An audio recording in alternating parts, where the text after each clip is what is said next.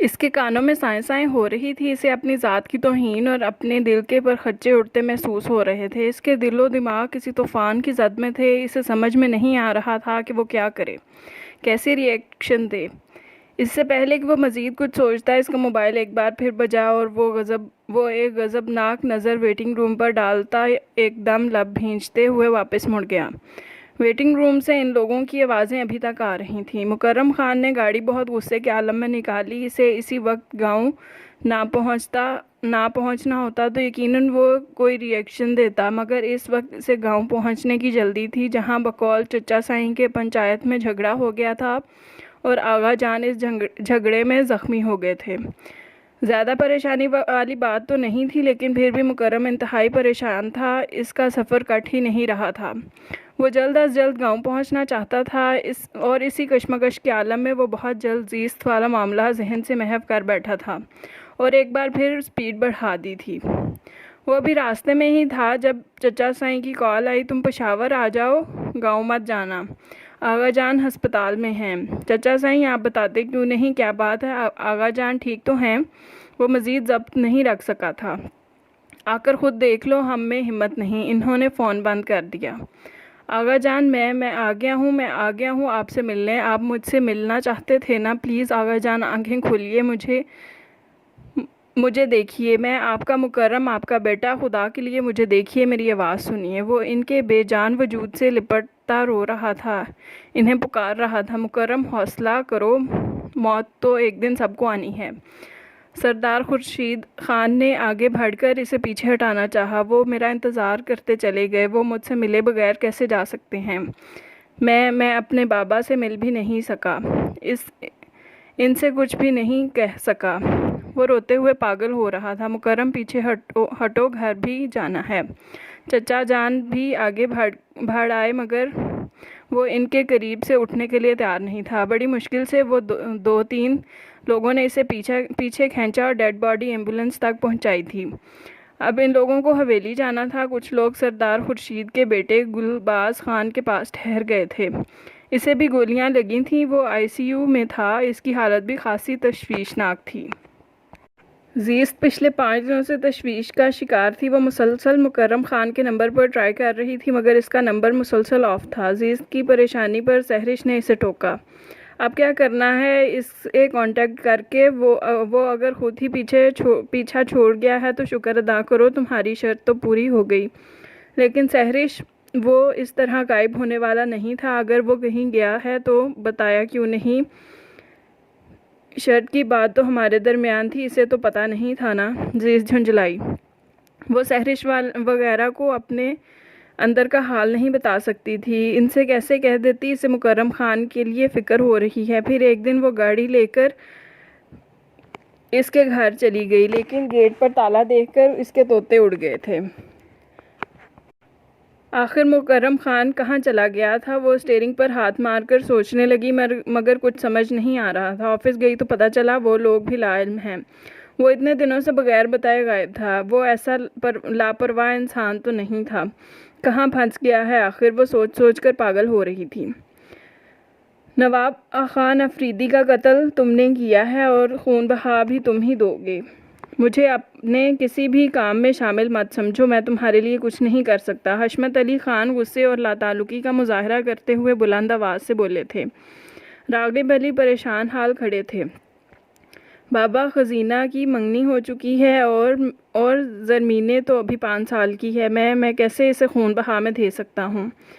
راغب علی بے بسی کی انتہا پر تھے، کیونکہ بات اپنی بیٹی پر آ رہی تھی، لیکن دوسری طرف حشمت علی خان تھے، وہ بھی بات کا مفہوم سمجھ کر تڑپ اٹھے تھے، کیونکہ بات اب ان کی بیٹی پر آ رہی تھی۔ خبردار راغب خان، میں زبان کھینچ لوں گا تمہاری اگر تم نے میری بیٹی کا نام کسی غلط فیصلے میں لیا تو۔ وہ بھڑک اٹھے تھے۔ لیکن بابا، اس طرح تو چاہے کچھ بھی ہوتا رہے، مجھے کوئی پرواہ نہیں ہے، تمہاری بیٹی خون بہا میں جائے یا پھر بدلے میں تمہیں قتل کر دیا جائے، میری بلا سے۔ میری زیست پر بری نظر مت ڈالنا، ورنہ مجھ سے برا کوئی نہیں ہوگا۔ حشمت علی خان کسی طور ماننے کو تیار نہیں تھے، دو باپ کے مقابل ڈٹے ہوئے تھے۔ حالانکہ ان کا رشتہ باپ بیٹے کا تھا، لیکن اس وقت وہ صرف اپنی بیٹی کے باپ تھے۔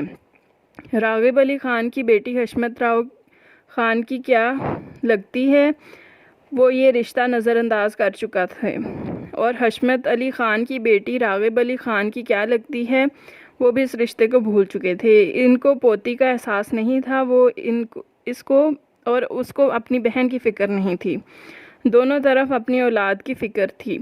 آپ نے اسے بیاہنا بھی تو ہے۔ زہرا نے مداخلت کی۔ تم چپ رہو زہرا خاتون، یہ میری بیٹی کا معاملہ ہے، تمہاری بیٹی کا نہیں۔ وہ بپھر گئے تھے۔ میری بیٹی میرے لیے کیا ہے یہ میں جانتا ہوں، تم سب کے لیے تو وہ ایک عام سی لڑکی ہے جس کا وجود بھی تم کو حویلی میں گوارا نہیں ہے، جس کے سلام کا جواب دینا بھی تم لوگ توہین سمجھتی ہو۔ حشمت علی خان سارے حساب باق کر رہے تھے، وہاں موجود تمام افراد چپ ہو گئے تھے، ان کے سامنے کسی کی بھی دال نہیں گل رہی تھی۔ حشمت علی خان زیست کی طرف سے اتنے پریشان اور غیر مطمئن ہو گئے تھے کہ انہوں نے اسے گاڑی بھیج کر اپنے پاس حویلی بلوا لیا۔ وہ خود اتنے دنوں سے پریشان تھی، اوپر سے بابا کی طبیعت خرابی کا سن کر وہ نہ رہ سکی اور فوراً ہی گاؤں آ گئی۔ پہلی بار اسے حویلی میں سبھی پریشان اور متفکر نظر آئے تھے، ورنہ وہ جب بھی یہاں آتی سب کے چہروں پر نفرت، حقارت اور بیگانگی اور غصے کے سوا کچھ نظر نہیں آتا تھا۔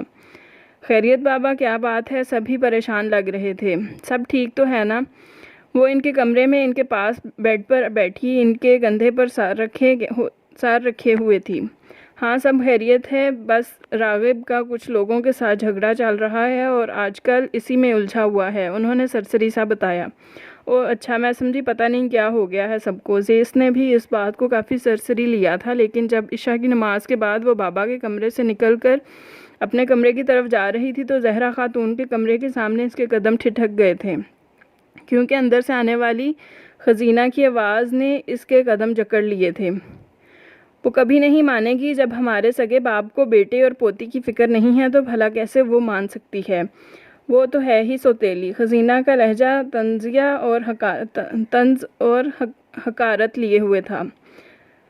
زیست متجسس ہوئی کہ آخر بات کیا ہے جس میں میرا ماننے کی بحث چھڑی ہوئی ہے۔ وہ دروازے کے تھوڑے اور قریب آ گئی، حالانکہ دوسروں کی باتیں سننا ایک غیر اخلاقی حرکت تھا، لیکن اپنے ذکر پر وہ یہ غیر اخلاقی حرکت کرنے پر مجبور ہو گئی تھی۔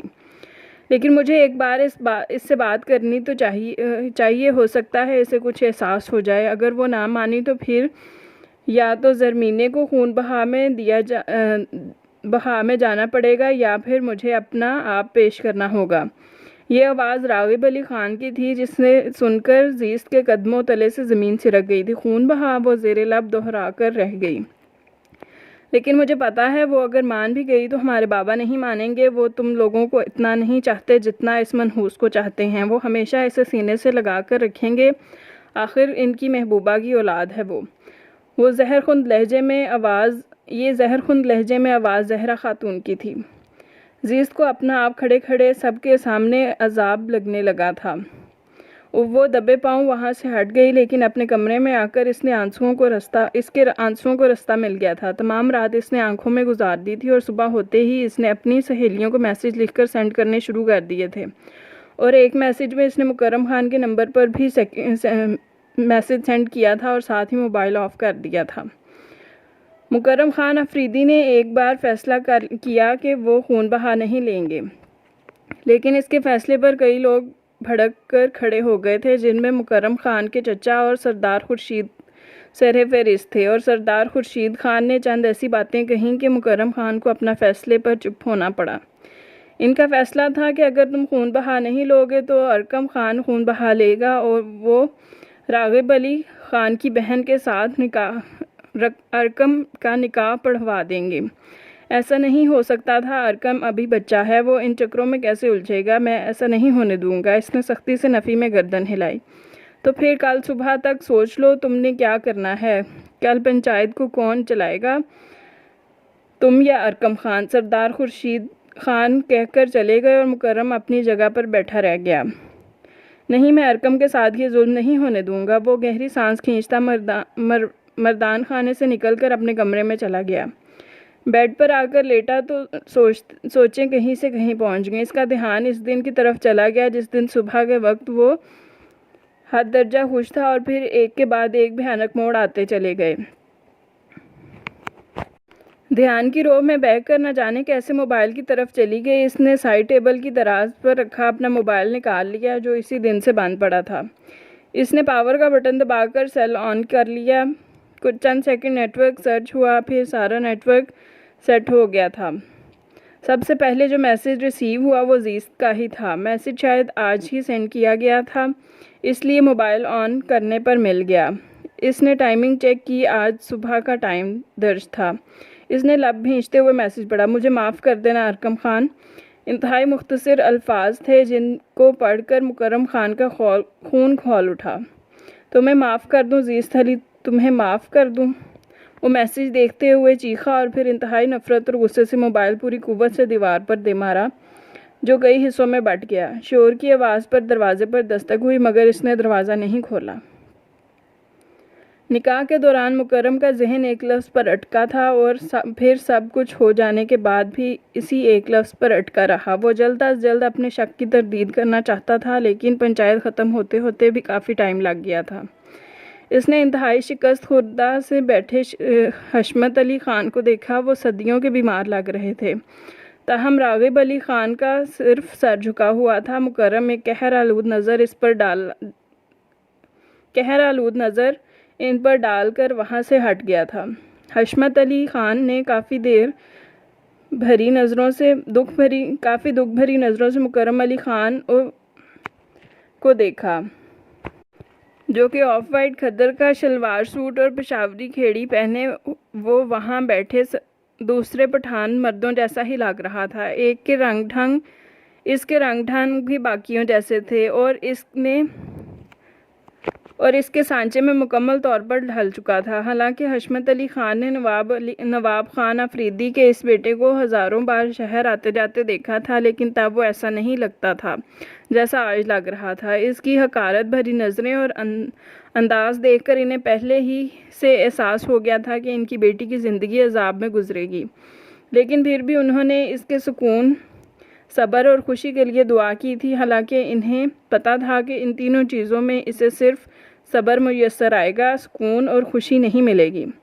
پنچایت برخاست ہو گئی، وہ اپنی لاش گھسیٹتے گھر آ گئے۔ انہیں بیٹے کے آگے لاڈلی بیٹی ہارنی پڑی تھی۔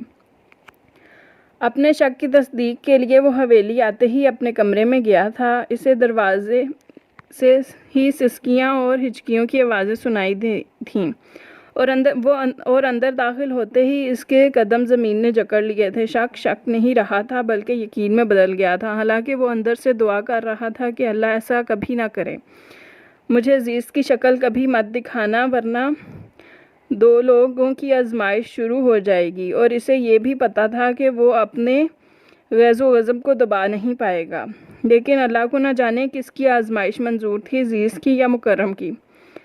دونوں طرف عجب حال تھا۔ زیست قدموں کی دھمک پر متوجہ ہوئی تھی۔ سر اٹھا کر سامنے دیکھا تو زمین و آسمان نگاہوں میں گھوم گئے تھے۔ اسے یوں لگا جیسے کسی نے اس کا وجود بم باندھ کر اڑا دیا ہو۔ وہ کئی ٹکڑوں میں بکھر گئی۔ اس کی قوت گویائی سلب ہو چکی تھی، ہونٹ کپ کپا رہے تھے، لفظوں کا ربط ٹوٹ چکا تھا۔ مکرم، بڑی مشکل سے زبان ہلی تھی۔ مکرم بھاری قدم اٹھاتا اس کے قریب اس کے سامنے کھڑا ہوا تھا۔ اس کی آنکھیں جیسے لہو ٹپکا رہی تھیں۔ زیست صوفے کے قریب زمین پر بیٹھی تھی۔ اس کے چہرے پر موجود سرخ انگلیوں کے نشان بتا رہے تھے کہ حویلی آتے ہی اس پر کسی نے اپنا غبار نکالا ہے۔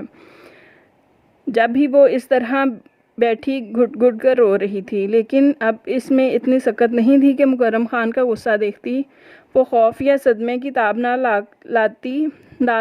لا سکی اور فرش پر لڑک گئی تھی۔ مکرم نے قدم وہیں سے واپس موڑ لیے تھے۔ اس نے مٹھیاں اور لب بھینچے ہوئے تھے۔ اسے 2 دن ہو چکے تھے حویلی میں آئے ہوئے، اور ملازمہ کی زبانی پتہ چلا تھا کہ وہ 2 دن سے بخار میں پھنک رہی ہے، لیکن باقی سب کی طرح یہ اطلاع مکرم کے بھی کانوں کے اوپر سے گزر گئی تھی۔ وہ 2 دن سے اپنے کمرے میں نہیں گیا تھا۔ اس کا ڈیرا مستقل مردان خانے میں لگا ہوا تھا۔ وہ 2 دن سے سویا بھی نہیں تھا۔ جب بھی اماں جان کو تشویش ہوئی تھی، اگر 2 دن سے اس لڑکی کی وجہ سے کمرے میں نہیں جا رہے ہو تو میں اس کا بندوبست کر دیتی ہوں، اس کا بوریا بستر اوپر سٹور روم میں پھینک آتی ہوں، انہوں نے بیٹے کے کندھے پر ہاتھ رکھا۔ نہیں اماں جان نہیں، اس لڑکی کو میرے کمرے میں ہی رہنے دیں، بڑے حساب نکلتے ہیں اس کی طرف۔ میرے سامنے رہے گی تو میرا زخم تازہ رہے گا، اور اگر میرا زخم تازہ رہے گا تو وہ درد بھی سہے گی۔ اس نے ہاتھ اٹھا کر اماں کو روک دیا تھا، لیکن اماں جان مکرم نرم نہیں رہا، پتھر ہو گیا ہے، پتھر جس پہ اب کچھ بھی اثر نہیں کر سکتا۔ اس نے اپنے سینے پر ہاتھ رکھ کر کہا تھا۔ عجیب بہکا بہکا انداز تھا۔ وہ خاموش سی ہو گئیں اور وہ وہاں سے اٹھ کر اپنے کمرے میں آ گیا جہاں سے ارقم باہر نکل رہا تھا۔ کیا بات ہے، کدھر آئے تھے تم؟ مکرم کا لہجہ سخت تھا۔ وہ لالا میں آپ کو ہی دیکھنے آیا تھا۔ مکرم کے تیور دیکھ کر وہ بیچارہ گھبرا گیا تھا۔ ٹھیک ہے۔ وہ سر ہلا کر اندر آ گیا اور دروازہ بند کر دیا۔ زیز صوفے پر بیٹھی، دونوں پاؤں سمیٹے گھٹنوں کے گرد بازو لپیٹے ہوئے تھی۔ مکرم کی آواز اور آہٹ پر یکدم سر اٹھا کر سیدھی ہو گئی۔ مکرم کو بیڈ کی سمت بڑھتا دیکھ کر وہ نقاہت کے باوجود تیر کی سی تیزی سے اس کے سامنے آ کھڑی ہوئی تھی۔ اس کی آنکھیں آنسوؤں اور ندامت سے بھری ہوئی تھیں، یوں جیسے پانی سے لبالب ہوں اور پانی چھلکنے کے لیے بےتاب ہو۔ راستے سے ہٹو، وہ سر ٹھٹھرا دینے والے لہجے میں بولا۔ مکرم خان مجھے معاف کر دو، میں تمہاری مجرم ہوں، پلیز مجھے معاف کر دو۔ وہ روتے ہوئے التجا کرتی اس کے سامنے ہاتھ جوڑ چکی تھی۔ اس کے آنسو چھم چھم بہہ رہے تھے۔ میں نے کہا راستے سے ہٹو، وہ زیز کو دیکھے بغیر کہہ رہا تھا۔ وہ اپنی نظروں کو ادھر ادھر بھٹکائے ہوئے تھا۔ مجھے معاف کر دو، میں ہٹ جاؤں گی۔ وہ ہنوز کھڑی تھی۔ دیکھو میں اس وقت کچھ نہیں کہنا چاہتا، بس میرے راستے سے ہٹ جاؤ، راستہ چھوڑو۔ وہ اپنا آپ کنٹرول کرنے کی حتی الامکان کوشش کر رہا تھا، لیکن زیز التجائیں کیے جا رہی تھی۔ میں نہیں ہٹوں گی، تم نے جو کہنا ہے مجھے کہو۔ وہ ذرا سی سرکشی سے کیا بولی؟ مکرم کا دماغ گھوم گیا تھا۔ اس کا بھاری ہاتھ زناٹے سے اس کے چہرے پر پڑا۔ زیز توازن قائم نہ رکھ سکی اور سائڈ ٹیبل کے قریب جا گری۔ جب کہہ رہا ہوں مجھے مت چھیڑو تو پھر سمجھ جاؤ کہ مت چھیڑو۔ تم اتنا کچھ کرنے کے بعد بھی کسی نئے ڈرامے، کسی نئے ناٹک کی امید رکھتی ہو، حالانکہ تم جانتی ہو کہ تم جیسی گھٹیا عورت کے دامن میں صرف مرد ایک بار ہی آتا ہے، بار بار نہیں۔ مکرم کا لہجہ حقارت اگل رہا تھا۔ اس نے جھک کر زیز کو دوبارہ اٹھاتے ہوئے اپنے سامنے کھڑا کیا۔ مجھے معاف کر دو مکرم خان، میں ایسا نہیں چاہتی تھی، مگر مجھ سے ایسا ہو گیا۔ وہ سر میں لگنے والی چوٹ بھول چکی تھی اور اس کے سامنے پھر سے ہاتھ جوڑ دیے۔ تم سے ایسا کیا ہو گیا؟ کیا تم نے ایسا کیا ہے؟ تم نے مجھ پر 10,000 کیش کی شرط لگائی۔ تم نے میرے دل کا سودا صرف 10,000 میں طے کیا۔ تم نے میرے جذبات، میرے خواب 10,000 کی خاطر رون ڈالے۔ تم نے 10,000 کے لیے میری محبت کی توہین کی۔ وہ گھرا کر کہتا جیسے پاگل ہونے لگا تھا، اور اس کے اندر کی آگ زیز کے جسم پر نکل رہی تھی۔ جہاں جہاں وہ مار رہا تھا سرخ اور پھر سیاہ نشان بنتے جا رہے تھے۔ زیز کی گھٹی گھٹی چیخیں اماں جان کو بے چین کر رہی تھیں۔ انہوں نے دروازہ پیٹ ڈالا، مگر وہ ہوش میں ہوتا تو دروازہ کھولتا۔ آخر اس نے بے دم ہوتے زیز کی گردن کو دونوں ہاتھوں میں دبوچ لیا۔ تمہاری وجہ سے اس روز میں اپنے آغا جان سے نہیں مل سکا، تمہاری وجہ سے ان سے ملنے آیا تھا میں۔ وہ میرے انتظار میں مر گئے، مجھ سے ملے بغیر۔ وہ مجھ سے ملنے کی آس لے کر چلے گئے۔ وہ تمہاری وجہ سے ہوا ہے۔ میں تمہیں زندہ نہیں چھوڑوں گا۔ وہ اس کا گلا گھونٹتے ہوئے بفر رہا تھا۔ وہ بے ہوش ہو کر اس کے ہاتھوں میں لڑک گئی تھی اور وہ اسے صوفے پر دھکیل کر خود بیڈ پر آ گرا تھا۔ زیز کی حالت دیکھ کر اماں سائیں اور ارقم دنگ رہ گئے تھے۔ انہیں یقین نہیں آیا تھا کہ اس کا یہ حال مکرم خان افریدی نے کیا ہے۔ وہ حیران پریشان تھے کہ کیا مکرم اس حد تک سفاک ہو گیا تھا۔ وہ صبح سکون سے اٹھا اور بے جان پڑی زیز کو یکسر نظر انداز کرتا واش روم میں گھس گیا تھا، نہا کر واپس آیا اور تیار ہو کر کمرے سے نکل گیا تھا، اور اس کے جاتے ہی ارقم اور اماں سائیں بھاگے بھاگے آئے تھے، مگر وہ جیسے خون میں لت پت پڑی تھی، اس کا پورا جسم نیلو نیل ہو رہا تھا۔ اماں سائیں چاہنے کے باوجود اپنے آپ کو سنگ دل نہیں بنا سکی تھیں، حالانکہ ان کو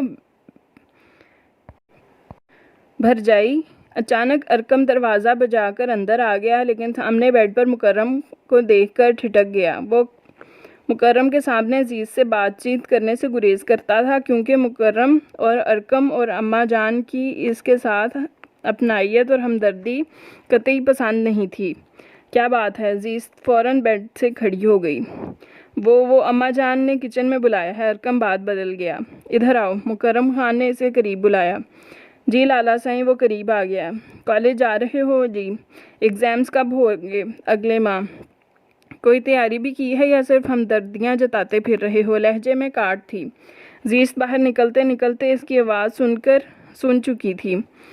اس حویلی میں صرف ارقم ہی تو ایک ایسا فرد تھا جو اسے اپنے چھوٹے بھائیوں کی طرح لگتا تھا اور جس کو حقیقتاً اپنا بھائی سمجھتی تھی، جس کے ساتھ وہ سب کچھ کہہ سن لیتی تھی اور وہ بھی اس کا بہت خیال رکھتا تھا۔ میں کیا پوچھ رہا ہوں؟ آپ ہمدردی نہیں کرو گے تو ہمیں تو کرنی پڑے گی نا۔ ارقم نے پہلی بار زبان کھولی تھی۔ تم جانتے ہو تم کیا کہہ رہے ہو؟ مکرم کو غصہ آ گیا۔ جانتا ہوں لالا سائیں، اچھی طرح جانتا ہوں، اور یہ بھی جانتا ہوں کہ آپ کو بھرجائی پر صرف خان صاحب کی موت کا غصہ نہیں ہے، اس کے پیچھے کوئی اور وجہ بھی ہے۔ ارقم کی بات پر مکرم ایک دم بری طرح چونک اٹھا تھا۔ اس نے بے یقینی سے ارقم کے چہرے کی سمت دیکھا۔ یہ حقیقت عزیز کبھی خود نہیں بتا سکتی تھی، کیونکہ اگر وہ بتاتی تو پھر اس کی اپنی اصلیت بھی سامنے آ جاتی۔ لہٰذا ارقم نے یہ بات کس بنیاد پر کہی تھی، وہ یہ جاننا چاہ رہا تھا۔ تم یہ کیسے کہہ سکتے ہو؟ اس کی الجھی ہوئی استہزائیہ نظریں استفہامیہ نظریں دیکھ کر ارقم طنزیہ سا مسکرایا۔ ایسی حقیقتیں چھپی ہوئی نہیں رہتیں لالا سائیں، اور میں تو ایسی حقیقت سے پہلے روز سے ہی واقف ہوں۔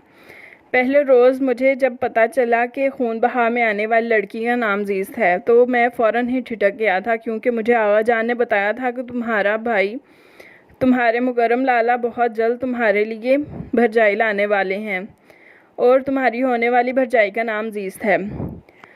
وہ میرے لیے دوستوں کی طرح تھے۔ بے شک میں چھوٹا تھا، مگر وہ میرے پوچھنے پر ہر بات بتا دیتے تھے۔ وہ بہت خوش تھے کہ آپ کو کوئی لڑکی پسند آ گئی ہے، لیکن وہ لڑکی راغب خان کی بہن ہوگی یہ تو ہمیں بھی نہیں پتہ تھا۔ لیکن لالا سائیں، خون بہا اپنی جگہ اور آپ کی محبت اپنی جگہ، آپ کیوں ان پر اتنا ستم کرتے ہیں؟ ارقم کی بات سے اور اس کے نڈر لب و لہجے سے لگتا تھا کہ وہ واقعی بڑا ہو گیا ہے۔ مکرم اس کے درست تجزیے پر خاموش رہ گیا۔ راغب علی نے آغا خان کا قتل کیا ہے تو اس میں بھرجائی کا کیا قصور ہے؟ آپ انہیں معاف کیوں نہیں کر دیتے؟ لالا سائیں، آپ بے شک آغا جان کی جگہ ان کی گدی سنبھال چکے ہیں، لیکن مجھے پتہ ہے آغا جان بھی آپ کو اس انداز میں دیکھ کر کبھی خوشی نہیں ہوگی۔ ان کی خوشی 2 سال پہلے والا مکرم خان تھا، آج والا نہیں۔ ارقم نہ جانے کیا کیا کہتا رہا، لیکن مکرم سے مزید سنا نہیں گیا۔ اس نے ارقم کو واپس بھیج دیا اور دونوں ہاتھوں سے کن پٹیاں مسلتا دوبارہ لیٹ گیا۔ سرہانے رکھی چائے ٹھنڈی ہو چکی تھی۔ باہر بہت تیز بارش ہو رہی تھی۔ نومبر کی اولین راتیں تھیں۔ ٹھنڈ معمول سے بڑھ گئی تھی۔ وہ شام سے سردار خورشید خان کی عیادت کے لیے گیا ہوا تھا کہ وہ پچھلے 1 ہفتے سے بیمار تھے۔ ان کے پاس بیٹھے بیٹھے کافی ٹائم ہو گیا تھا۔ واپسی کے لیے اٹھا تو بارش شروع ہو گئی، لیکن اب وہ بارش کو دیکھ کر رک تو نہیں سکتا تھا۔ حویلی پہنچنے تک رات گہری ہو چکی تھی، یا پھر بارش کی وجہ سے ایسا لگ رہا تھا۔ بہرحال پوری حویلی میں گہرا سناٹا تھا۔ بارش اور سردی کی وجہ سے سبھی وقت سے پہلے ہی اپنے اپنے کمروں میں گھس گئے تھے۔ وہ اپنی چادر سے بارش کی بوندیں جھاڑتا ہوا لمبے لمبے ڈگ بھرتا مضبوط قدموں سے چلتے ہوئے اپنے کمرے میں آ گیا۔ چادر بازوؤں پر ڈالتے ہوئے اپنے پیچھے دروازہ بھی بند کر دیا۔ پھر پلٹ کر چادر صوفے پر اچھال دی اور بیڈ پر بیٹھ کے جوتے اتارے۔ اس نے ایک نظر دیکھا، وہ سو رہی تھی، ورنہ یہ کام اسی کو کرنا ہوتا تھا۔ جوتے اور کپڑے تبدیل کرنے کے بعد وہ خود بھی سونے کے لیے لیٹ گیا تھا اور ساتھ ہی 0 پاور کا بلب جلا دیا۔ وہ بستر پر لیٹا تو ہر سو چھانے والی سناٹے کا مزید احساس ہوا۔ ماحول میں صرف بارش اور طوفان کی سائیں سائیں کی آوازیں گونج رہی تھیں۔ تیز ہوا کی سرسراہٹ بہت خوفناک سا ارتعاش پیدا کر رہی تھی۔ مکرم نے باہر کے ماحول سے دھیان ہٹا کر اندر کے ماحول پر توجہ کی اور کروٹ بدل کر لیٹ گیا، اور کروٹ بدلنے سے اس کی نظر فرش پر چلی گئی جہاں پر زیز کا بستر لگا ہوا تھا۔ وہ تکیے پر سر رکھے اس کی طرف پشت کیے کروٹ کے بال لیٹی ہوئی تھی اور کندھوں تک موٹا سا کھیس اوڑھ رکھا تھا۔ حالانکہ سردی بلا کی تھی اور اپنے اوپر کمبل پھیلائے ہوئے تھا، لیکن پھر بھی سردی کا احساس کم نہیں ہو رہا تھا۔ ایک وہ تھی جو فرش پر بستر لگائے سو رہی تھی اور پچھلے 2 سالوں سے وہ اسی بستر پر سو رہی تھی۔ ہر سردی اور ہر گرمی اس نے اسی فرش پر سو کر گزاری تھی۔ مکرم کروٹ کے بال لیٹا اپنے بازو پر سر رکھے مسلسل اس کے فقیرانہ حلیے کو دیکھ رہا تھا۔ کیا یہ وہی زیز تھی جس کے انداز و اطوار سے شاہانہ پن چھلکتا تھا، جس کی چال میں تمکنت تھی، جس کے ڈریسنگ اور میک اپ کمال کے ہوتے تھے؟ جو گاڑی ڈرائیو کرتی تو گاڑی میں فاسٹ میوزک بج رہا ہوتا تھا، جو لوگوں کے دل جیتنے اور ان کو قابو میں کرنے کی شرطیں باندھ لیتی تھی، اور یہ سچ تھا کہ جیت بھی اسی کا مقدر ہوتی تھی۔ اور آج شاید اس کا یہ بستر، یہ درویشانہ انداز اور رہن سہن بھی اس کی جیت کی وجہ سے مقدر بنا ہوا تھا۔ اس وقت اگر اس نے مکرم خان پر شرط نہ لگائی ہوتی تو یقیناً آج وہ اس کا دل جیت چکی ہوتی اور وہ فرش پر سونے کی بجائے اس کے بیڈ پر اس کے پہلو میں سو رہی ہوتی۔ لیکن بات یہ تھی کہ وہ پہلے ایک بار جیت چکی تھی، اور ایسا کیسے ممکن ہے کہ ہر بار جیت ایک ہی انسان کا مقدر ہو؟ اب اس کی جیت کے کوئی امکان نہیں تھے، اب اسے ہارنا ہی ہارنا تھا۔ مکرم نے اسے دیکھتے دیکھتے ایک فیصلہ کیا اور پھر دوسری طرف کروٹ لے کر اطمینان سے سو گیا۔ لیکن بارش ابھی بھی برس رہی تھی۔ ایک بارش کمرے سے باہر تھی اور ایک بارش کمرے کے اندر۔ وہ کروٹ لیے بے آواز رو رہی تھی۔ وہ ڈرائنگ روم کے صوفے پر بیٹھا تھا، کسی سے فون پر بات کر رہا تھا، اور اتفاقاً زیز بھی وہیں ڈرائنگ روم کی صفائی کر رہی تھی۔ سوری، میں نے آپ کو پہلے بھی بتایا ہے کہ میں نے بزنس ہینڈل کرنا چھوڑ دیا ہے۔ میرا سارا بزنس میرے کزن سنبھال رہے ہیں، وہ کیا کچھ کر رہے ہیں، مجھے اس سے کوئی غرض نہیں ہے، کیونکہ اب وہ بزنس اس کا ہے۔ لہٰذا آپ نے جو بھی بات کرنی ہے اس سے ہی کیجیے۔ البتہ اگر آپ کو کسی قسم کی مدد کی ضرورت ہو تو میں ضرور کروں گا۔ وہ کافی سکون سے کسی کو سمجھا رہا تھا۔ اتنے میں زیز ہاتھ میں کپڑا لیے اس کے سامنے پڑی ٹیبل کی سطح صاف کرنے کے لیے جھکی، اور بلا ارادہ ہی مکرم خان کی نظر اس کی سمت اٹھی تھی۔ اس کی گردن میں جھولتی چین اس کی ساری توجہ کی جانب مبذول کروا چکی تھی۔ یہ چین تقریباً 2.5 سال پہلے اس نے ہی اس کی گردن میں خود پہنائی تھی، اور مکرم کی طرف سے زیز کے لیے یہ چین محبت کا پہلا اور آخری تحفہ تھا۔ اس نے ابھی تک اس کو سینے سے لگا رکھا تھا۔ شاید مکرم کی پہلے بھی اس پر کئی بار نظر پڑی تھی، لیکن بے دھیانی اور غصے کے باعث وہ کبھی محسوس نہ کر سکا۔ مگر اس وقت اس کا دھیان اور اس کی نظروں کا مرکز وہی چین تھی، اور یہی وجہ تھی کہ فون پر بات ٹھیک سے نہیں کر پا رہا تھا۔ اس کی توجہ منتشر ہو چکی تھی۔ دوسری طرف ہیلو ہیلو پکارنے کے بعد فون بند ہو چکا تھا، اور ادھر زیز بھی کام ختم کر کے ڈرائنگ روم سے باہر جا چکی تھی، لیکن اس کی نظروں میں ابھی تک اس کے گلے میں جھولتی چین کا منظر گھوم رہا تھا۔ لالا سائیں، اس کی چچا زاد کزن پلوشے نے اسے مخاطب کیا۔ وہ چونک کر سیدھا ہوا۔ دادی نے آپ کو اپنے کمرے میں بلایا ہے۔ کیوں خیریت؟ اس نے ٹھٹک کر پوچھا۔ یہ تو دادی کو ہی پتا ہوگا، پلوشا نے کندھے اچکائے۔ اماں جان کہاں ہیں؟ اس نے ادھر ادھر دیکھتے ہوئے استفسار کیا۔ کہیں بیٹھی ہوں گی اپنی بہو رانی سے ہمدردی جتانے کے لیے، پلوشا تمسخر سے کہتی وہاں سے ہٹ گئی تھی۔ کوئی اور معاملہ ہوتا تو مکرم اس طرح بات کرنے پر اسے جھڑک کر رکھ دیتا، لیکن یہ معاملہ زیز کا تھا، جبھی اکثر وہ ہر جائز اور ناجائز پر بھی چپ رہ جاتا تھا، کیونکہ وہ اس کے حق میں ہرگز نہیں بولنا چاہتا تھا۔ وہ وہاں سے اٹھ کر دادی کے کمرے کی طرف جا رہا تھا جب اچانک اماں جان سامنے آ گئیں۔ بڑی اماں کے کمرے میں جانے سے پہلے تم میری بات سن لو۔ ان کا لہجہ انتہائی سنجیدہ تھا۔ اماں جان خیریت تو ہے؟ وہ پریشان ہوا۔ خیریت ہے، میرے کمرے میں آؤ۔ وہ اسے اشارہ کر کے آگے بڑھ گئیں اور مکرم ان کے پیچھے ان کے کمرے میں آ گیا۔ بیٹھو۔ انہوں نے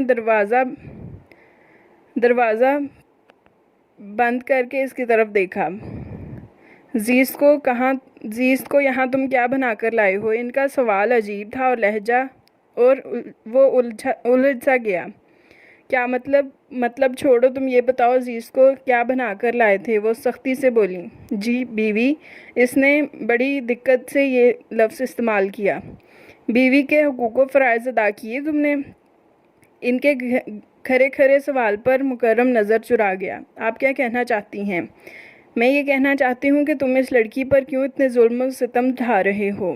کیوں اس کے صبر کا امتحان لے رہے ہو؟ کیا چاہتے ہو؟ آخر 3 سال ہونے کو آئے ہیں، تم نے آج تک سیدھے منہ اس سے بات نہیں کی، تم نے اسے بیویوں والا حق نہیں دیا، کسی سے اس کی دکھ تکلیف کا خیال بھی نہیں کیا ہے، کبھی اسے پاس بلایا یا بٹھایا نہیں، لیکن پھر بھی آفرین ہے اس لڑکی پر جس نے کبھی منہ سے سی نہیں کی، کبھی کسی سے رحم کی بھیک نہیں مانگی، جو دیا کھا لیا، جو کہا پہن لیا۔ اس لڑکی نے صبر کی انتہا کر دی ہے اور تم نے جبر کی انتہا کر دی ہے۔ ایسا کیا گناہ ہو گیا ہے اس بیچاری سے کہ تم صرف معاف ہی نہیں کر سکتے؟ اس کی سزا ختم ہونے ہی نہیں آ رہی۔ جاؤ دیکھو سردار خورشید خان کی بیوی کو، وہ بھی خون بہا میں آئی تھی، لیکن اس کے باوجود وہ سردار خورشید خان کے گھرانے اور خاندان پر راج کر رہی ہے، لیکن یہاں تو پتہ نہیں کیا کیا منصوبے بنائے جا رہے ہیں۔ تمہاری دادی کو تمہارے بچوں کا شوق ہو رہا ہے اور وہ تمہاری دوسری شادی کروانے کا سوچ رہی ہیں، انہوں نے لڑکی بھی دیکھ لی ہے، بس تمہاری ہاں کی ضرورت ہے۔ اماں سائیں نے سب کچھ بڑے طنز اور تمسخر سے کہا اور مکرم دادی کے منصوبے کا سن کر حیران پریشان رہ گیا تھا، لیکن جو کچھ اس کی اماں سائیں نے کہا تھا وہ بھی کچھ کم نہیں تھا۔ وہ نہا کر باتھ روم سے باہر نکلا تو زیست الماری سے اس کے کپڑے نکال کر بیڈ پر رکھنے لگی۔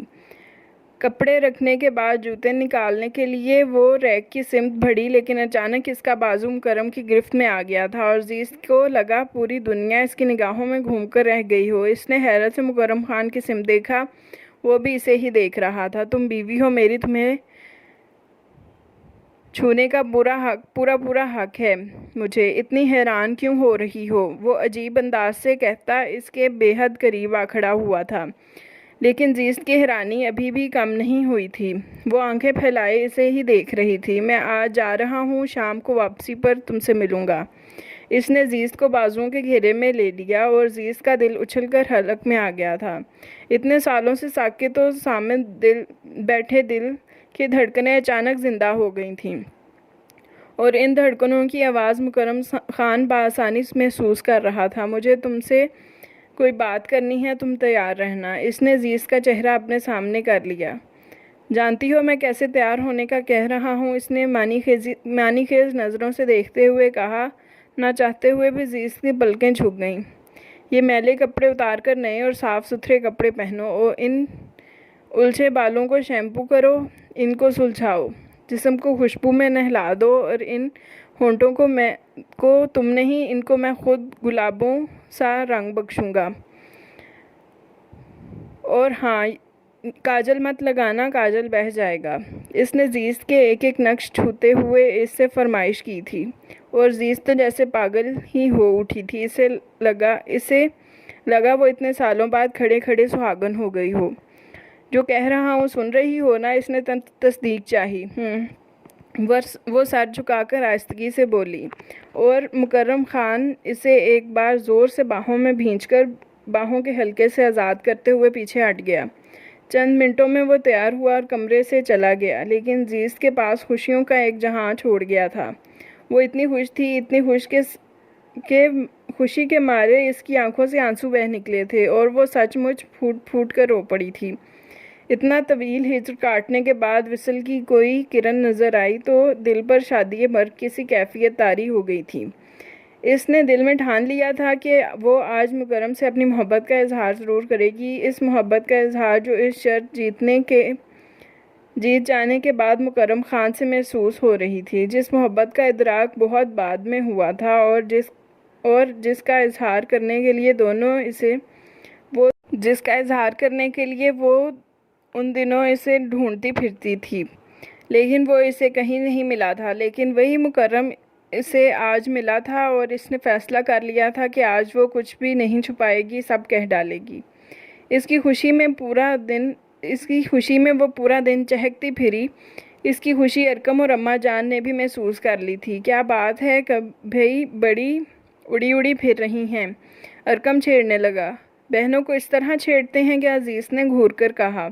تو پھر کس طرح چھیڑتے ہیں؟ وہ شرارت سے بولا اور عزیز اس کی بات پر ہنس پڑی۔ بہت خراب ہو تم، اس نے ارکم کا کان کھینچا۔ لالا سائی سے تھوڑا کم ہی خراب ہوں، وہ جتانے سے باز نہ آیا۔ یہ تو تم ٹھیک کہہ رہے ہو، وہ منہ بناتی ہوئی بولی۔ یوں لگ رہا تھا جیسے آج اچانک پہلے والی عزیز زندہ ہو کر سامنے آئی ہو۔ ارکم کو اس کا خوش باش چہرہ دیکھ کر دلی خوشی کا احساس ہوا تھا، اور ایسی ہی خوشی اماں جان کو بھی ہوئی تھی۔ انہیں احساس ہوا تھا کہ سچ مچ مکرم کو ان کی باتیں سمجھ میں آ گئی تھیں۔ انہوں نے اس کے سر پر ہاتھ پھیرتے ہوئے اسے ڈھیر ساری دعاؤں سے نوازا تھا۔ اس کے پاس کوئی بالکل نیا سوٹ تو نہیں تھا، لیکن 4-5 سوٹ ایسے تھے جن میں صرف ایک ذرا بہتر حالت میں تھا۔ یہ بھی دادی بیگم کے حکم پر اسے عنایت کیے گئے تھے۔ نہ تو وہ بہت زیادہ قیمتی تھے اور نہ ہی ان کا کوئی رنگ اچھا تھا، لیکن یہ سوٹ ذرا قابل قبول تھا اور عزیز نے بہت کم پہنا تھا، اس لیے اس نے آج پہننے کے لیے اسی سوٹ کا انتخاب کیا تھا۔ ڈارک براؤن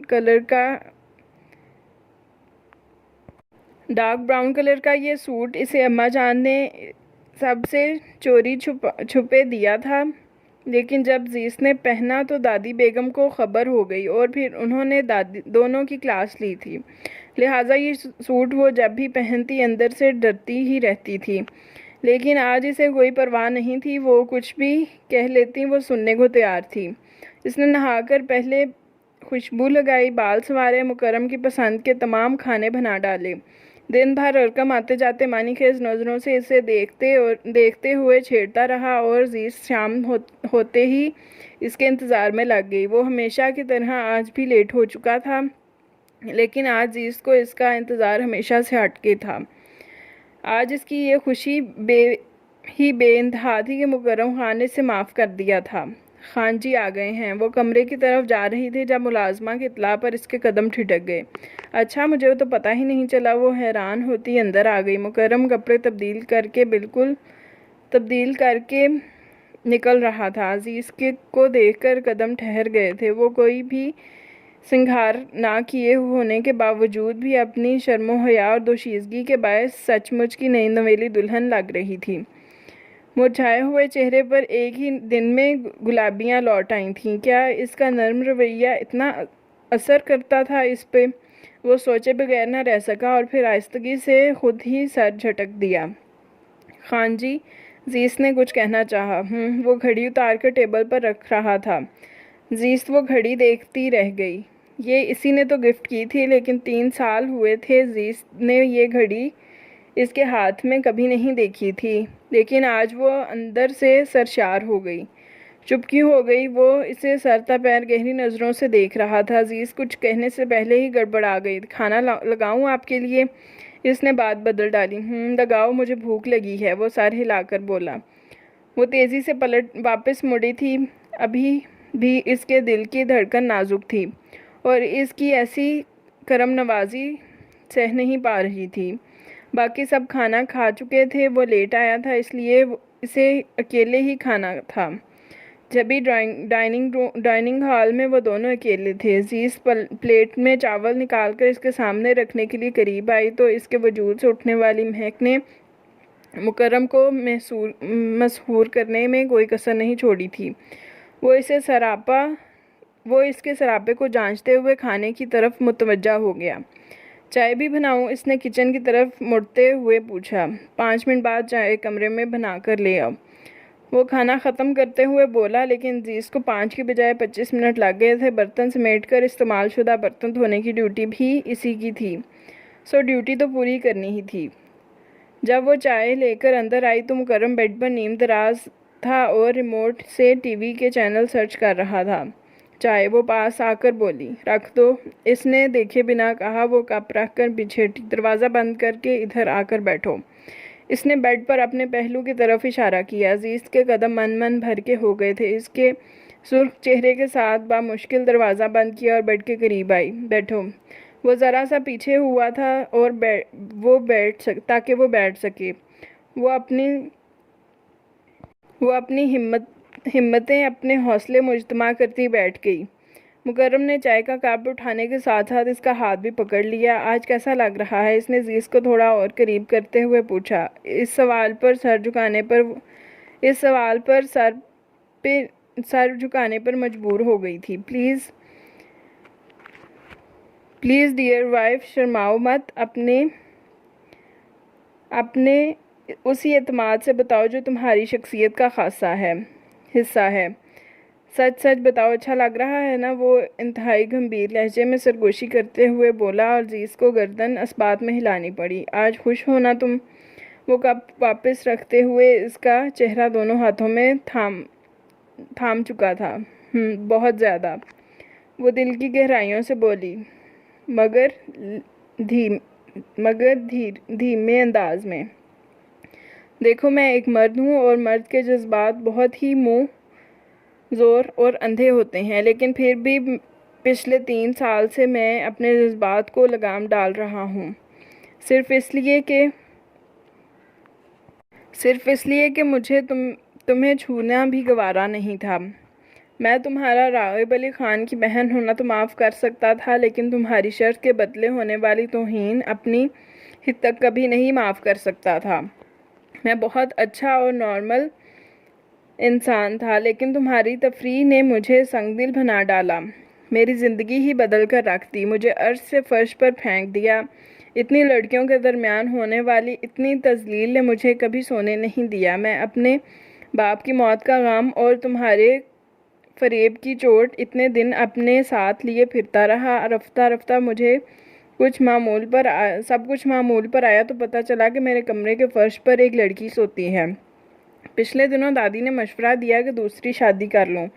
میں نے بھی سوچا اچھا آئیڈیا ہے، پھر میں بھی مرد ہوں، فرشتہ نہیں، سو میں نے عورت کے وجود پر سوچنا شروع کر دیا۔ تب میرا خیال تمہاری طرف گیا کہ شادی کرنے کی کیا ضرورت ہے، بلکہ میری ضرورت کا سامان تو تم بھی کر سکتی ہو، بیوی ہو، خوبصورت ہو، ایک مکمل لڑکی ہو، مجھے اور کیا چاہیے بھلا؟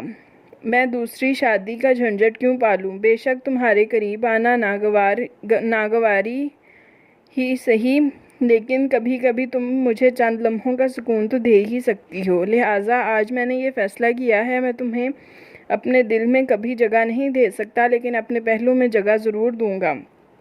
تم میرے سینے کے اندر تو نہیں، لیکن سینے پر کھلے عام رہ سکتی ہو۔ اسے جو کچھ کہنا تھا کہہ چکا تھا وہ پھٹی پھٹی آنکھوں سے اس کا چہرہ دیکھتی رہ گئی۔ اسے یقین نہیں آیا تھا کہ اسے ایسی کن چھری سے مکرم خان نے ذبح کیا ہے۔ وہ ساکت و صامت رہ گئی تھی۔ اس نے تو اس کی توہین اتنی لڑکیوں میں کی تھی، لیکن مکرم خان نے ایسی چال چلی تھی کہ وہ اپنی ہی نظروں میں گر گئی تھی۔ وہ اتنی ساری توہین اور ہتک کا بدلہ ایک دن میں اور ایک پل میں لے چکا تھا۔ اس نے عزیز کو سر اٹھانے کے تو کیا نظریں اٹھانے کے قابل بھی نہیں چھوڑا تھا۔ وہ لائٹ بند کر چکا تھا، لیکن اس کا لمس، اس کی گرفت، اس کی ایسی ضرورت بھری قربت عزیز کو خون کے آنسو رلا رہی تھی، اور مکرم خان کو اس کی اذیت پر تکلیف تو ہو رہی تھی، مگر وہ اسے کبھی بھی اظہار محبت یا معافی کا اشارہ دے کر بہادر نہیں کرنا چاہتا تھا۔ وہ عزیز کو احساس دلانا چاہتا تھا کہ کسی کے جذبات سے کھیلنا اتنی معمولی بات نہیں ہوتی ہے، کیونکہ ہمارا کھیل کسی دوسرے کی پوری زندگی کا سوال بن جاتا ہے۔